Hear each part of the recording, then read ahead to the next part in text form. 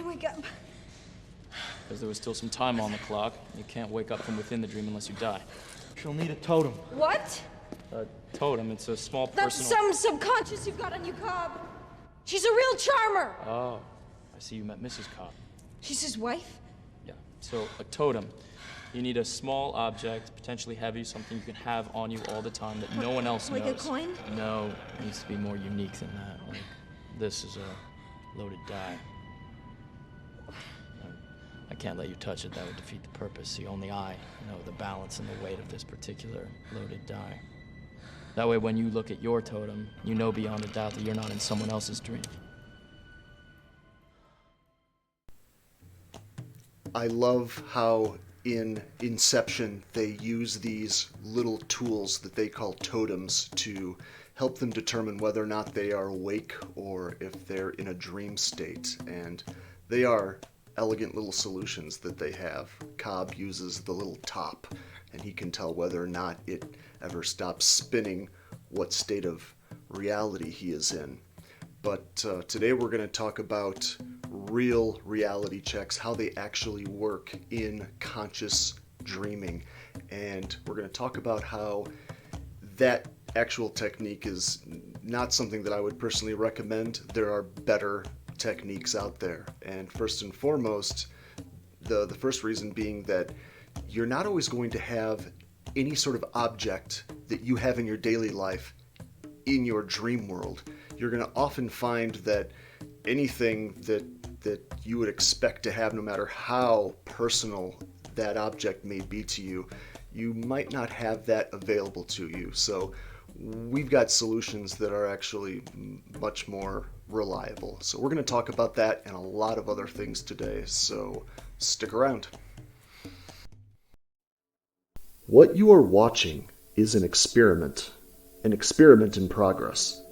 An experiment in describing a truth about a very real, hidden potential that I've learned every human possesses.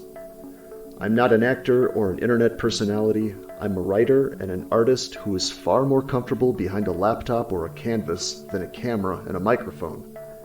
But I have over 30 years of direct experience with lucid dreaming and astral projection, and I believe I can use this medium to convey a concept in a way no one else has attempted.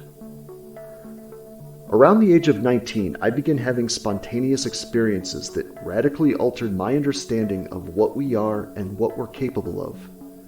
Over the years, I've been shown that our very consciousness is something that can survive outside of the mind and body. It appears to be able to be in multiple places at once. It seems that it can project itself across vast distances instantaneously. It can bring about radical physical healing of the body, and it even appears to be able to move through time.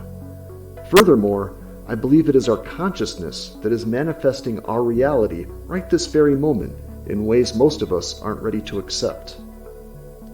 Now, I'm fully aware that these are not new concepts. Shaman, monks, and all the many seekers of the truth have been speaking about these same ideas for thousands of years. Ideas that our modern particle physics is just beginning to uncover. I find that consciousness, whatever it may be, whatever its true nature, is something deeply fundamental to the universe, something that doesn't ultimately come and go, live or die. I find it simply is a nature of reality, one that we are just beginning to appreciate. To be clear, as far as I'm concerned, I'm not speaking about a supernatural concept. I don't feel this truth is a religious or a spiritual message at all. In fact, I'm personally an atheist. I find these phenomena are not supernatural, but rather perfectly natural. My interest here is not to get you to believe me or to have faith that I'm telling you the truth. My intention is to get you to be able to do what I can do. And I believe I've isolated exactly what it is about me that's allowed me to perform these paranormal feats. And it has nothing to do with magical books or prayers or dogma. As we're going to explore here, it has everything to do with the relationship we carry with narratives. I won't pretend to know what our full potential really looks like, but I am certain of this.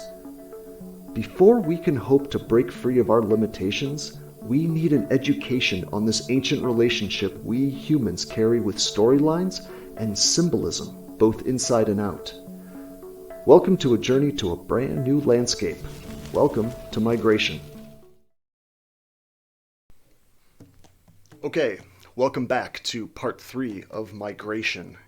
Keep in mind, this is a continuing discussion, and if you are absolutely new to this, if you've never read my books or my articles, if you've not seen any of my previous videos or podcasts or radio shows or anything like that, I'd say that's probably fine. You can probably still jump in at any point and get a lot of valuable information about my perspective of how altered states of consciousness work. But I also would say that if you really want to get into these practices that I'm referring to on the topics of lucid dreaming, astral projection, and beyond, you really will be benefited by going back, starting with the beginning of these discussions, so you can understand the baseline of my philosophy. So, because this does kind of build as we go on. So it is a bit of a catch-22, where if you want to get into these abstract and higher realms of consciousness, you do have to be able to face this chaos. You have to be willing to face your demons, so to speak, and it can be very frightening to the mind when everything around you starts to dissolve, when all of the context that seems to be keeping your world in order, which we do through a running narrative in the back of our mind, when that falls apart, everything seems like it falls apart. And this can happen in any state of consciousness. The same mechanism can happen in a dream state. It can happen in a psychedelic state. Hunter S. Thompson used to refer to this as the fear, where when all of your context starts falling away, it can be very frightening. And it can also happen during the day as well. When you are dealing with some really overwhelming or chaotic situation that seems to pull apart everything that you thought you knew about the world, everything can seem literally so disordered to the point where you can even start having hallucinations. Things can literally they can appear to dissolve around you. So we're going to go into this mechanism. We're going to start talking about how we can use this relationship that we have, that our minds have with narrative, to our benefit, to get into these higher states of consciousness.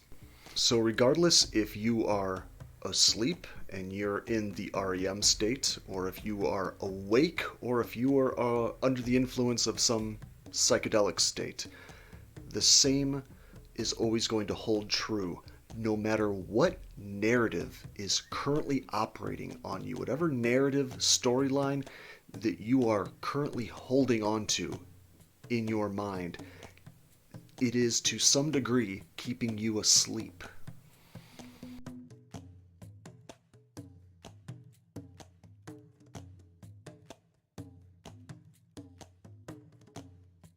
So out of all of the stories and narratives that we have been subjected to throughout our lives, there is the mother of them all, the queen, we might say, and that is the narrative that you are running in the back of your mind, inside your internal dialogue.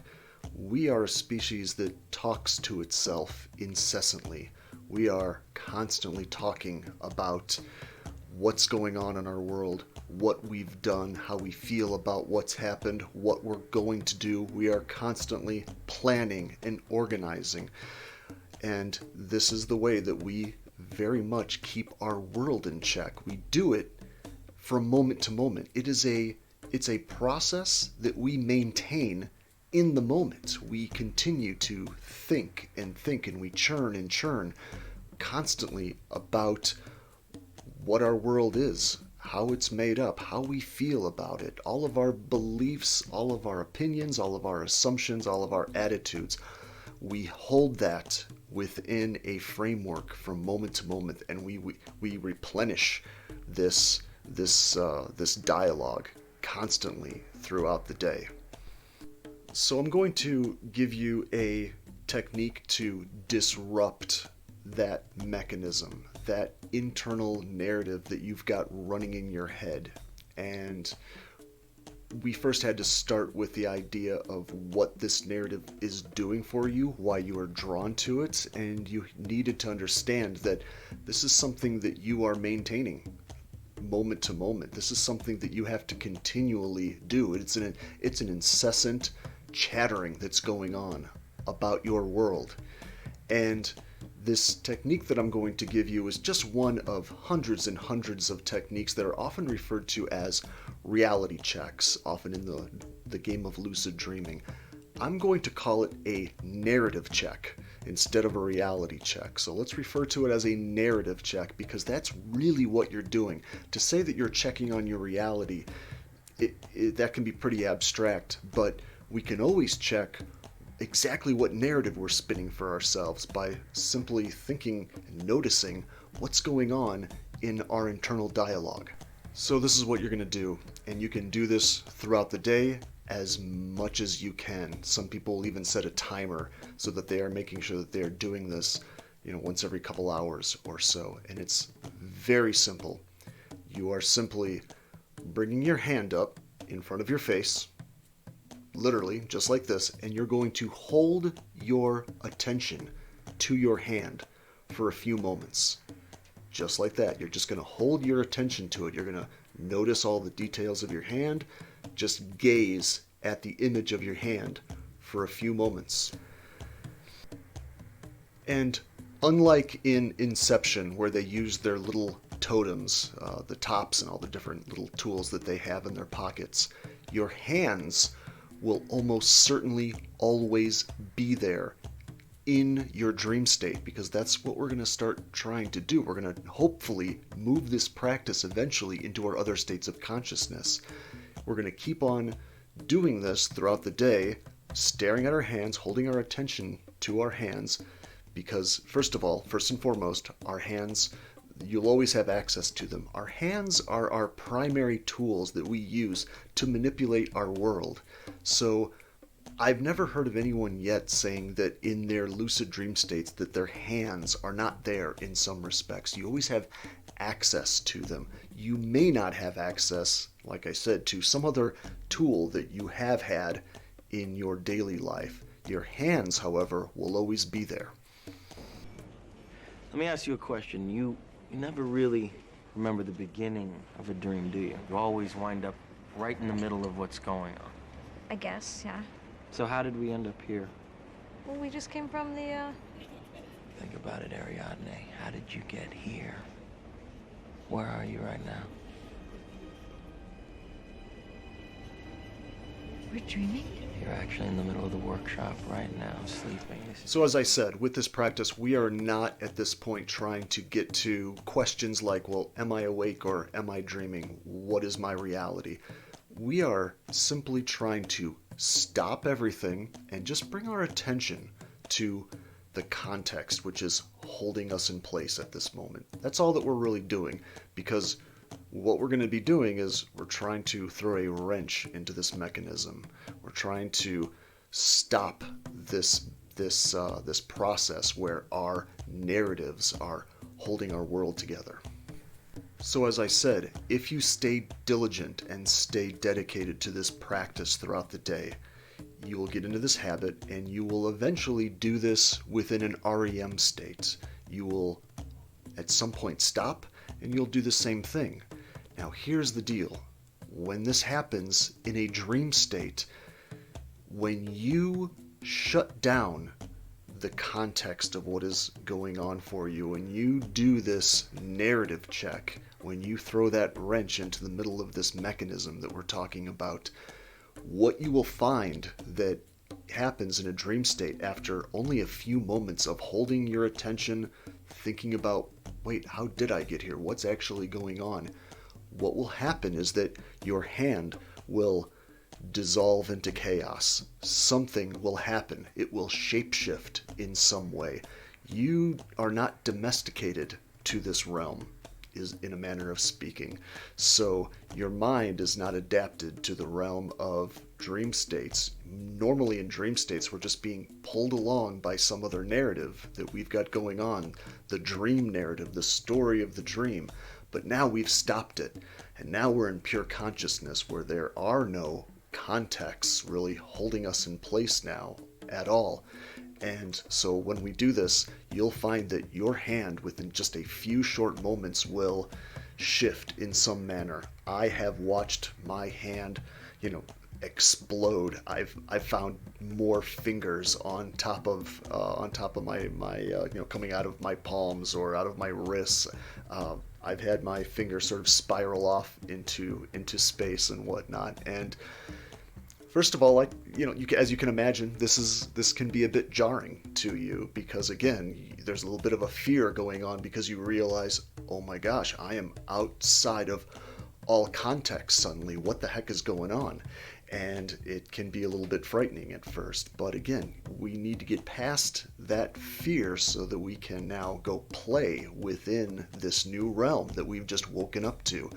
So if nothing else, even though this is kind of freakish, it may be a very strange experience for you, it is a very necessary experience because now our mind is able to, for perhaps the first time, realize, oh my gosh, it's actually possible to be awake and to be inside of a dream state still. And that is a beautiful first step.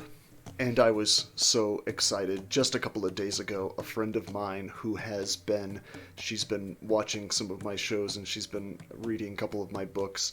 She was so excited because just a couple of nights ago, she was able to do this for the first time in a dream state. I think that she had been practicing this just for a few days during the day where, she said, throughout the day, I've been doing what you told me. I've been stopping and staring at my hand and doing these narrative checks. And she, just a couple of nights ago, she was able to do this in a dream. She said, wow, it was exactly like you said. I held my hand up, and after just a few moments, I think she said that two of her fingers sort of unnaturally sort of crinkled off and, kind of bent backwards or something like that. And, it was probably a little bit freaky, but then immediately you are aware of what's happening. It's not a terrifying experience like sometimes they imagine shapeshifting in movies and whatnot. You immediately realize soon after that, oh, I'm in a dream state. I know what's going on, but it's still a revolutionary state of consciousness for you because most people are not used to being cognizant and fully conscious inside of a dream state. So all I can tell you is that this is absolutely possible. It's not magic. You can absolutely get to this first step, and we're going to move on from here, from this discussion. But this is the first step that we should take, and it doesn't even matter if you don't get to this part in your dream state. What's important is that you are doing this throughout the day as much as you can for a while. And we're going to get into some other practices that coincide with this. But like I said, the ultimate goal here is not to lucid dream necessarily. The ultimate goal is to throw these wrenches into our narratives. And every time that you do this throughout the day, every time you stop and you question your narrative and you hold your attention to something in your world like this, specifically your hand is my suggestion, you are kind of taking out the hooks that narratives have on you, because narratives are able to operate and control your life mainly because we never stop and question them.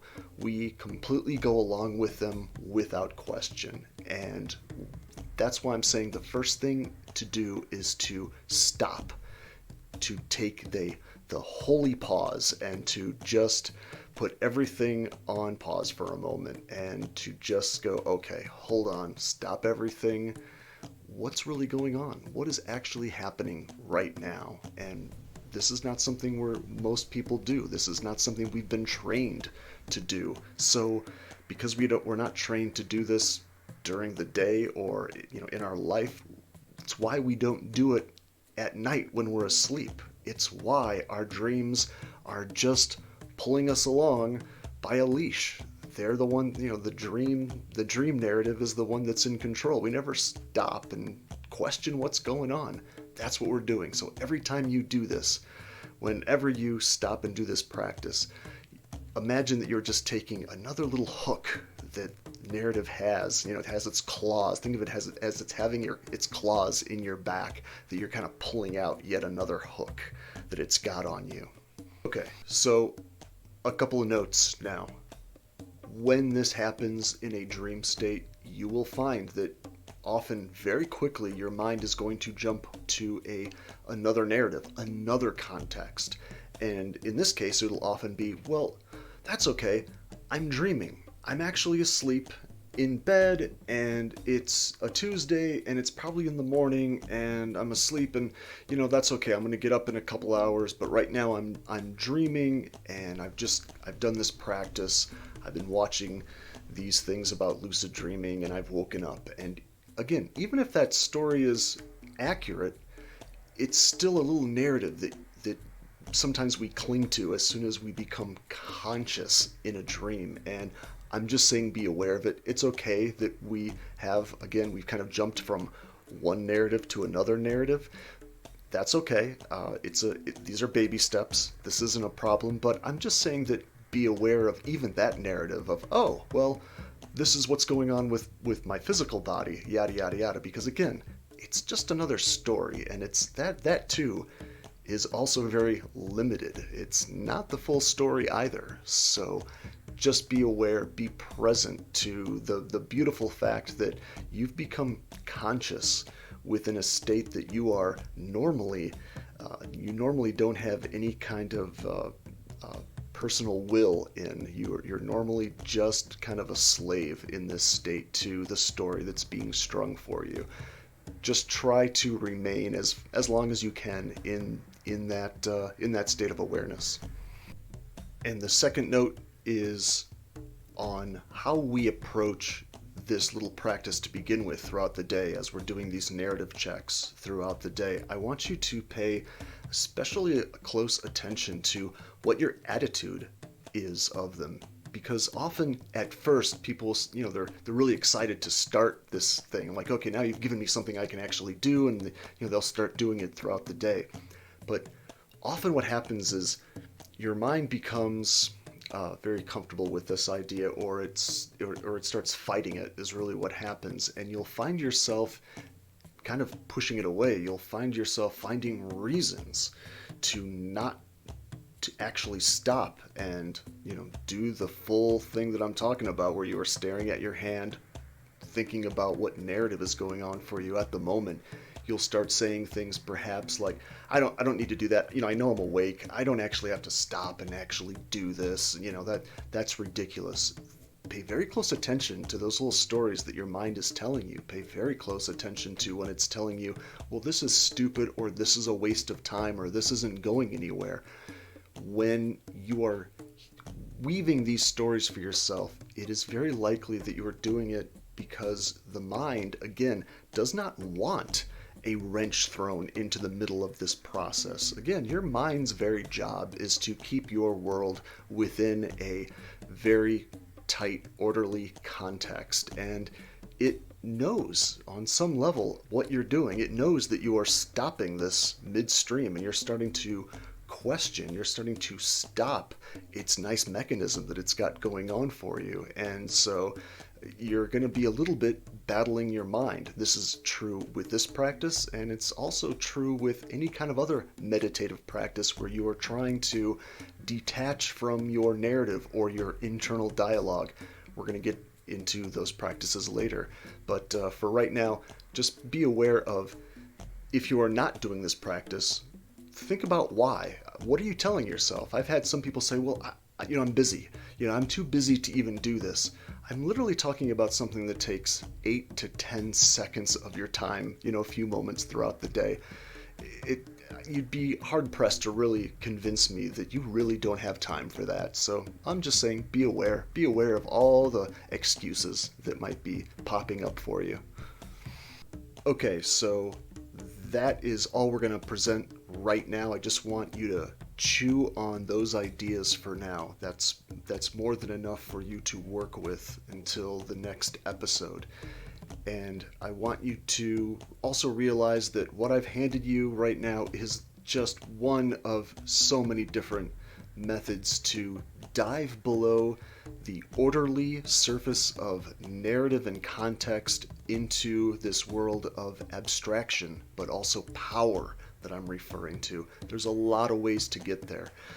We're going to be talking about different meditative practices. We're even going to talk about the pros and cons of psychedelics and all kinds of other techniques. But just for now, I would really recommend that you start doing this. If you're really interested in this practice, start following this throughout the day. If you need to set a timer to remind yourself, hey, this is what I'm doing. Every couple hours, I'm just going to stop, take this 8 to 10 second break, and just question my narrative, try to figure out what's going on. So for future talks, we're going to be diving more into other techniques, and we're going to be talking also about what can we really do from this jumping off point of these abstract realms that we're going to be diving into. What is possible? So stick around for more later. Thanks so much.